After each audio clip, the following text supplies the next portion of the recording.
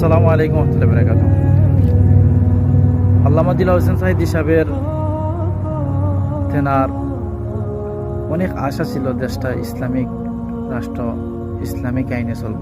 তেনার স্বপ্ন আছিল, তার জন্য তিনি জেল খাটছেন, তিনি অনেক নির্যাতন হয়েছেন, এমনকি তিনি অপবাদের বোঝা মাথায় পর্যন্ত নিয়েছেন। তেনার নামে, তেনার চরিত্রের উপরেও অপবাদ তোলা হয়েছে। কোনো কিছুর তিনি পরোয়া করেন নাই।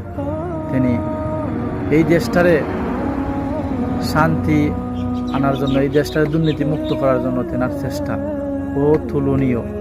তাই আমরা তেনার চেষ্টারে কখনো বিফলে যেতে দেব না। আমরা তেনার চেষ্টারে বাস্তবায়ন করব জামাত ইসলামের মাধ্যমে, ছাত্র শিবিরের মাধ্যমে ইনশাআল্লাহ।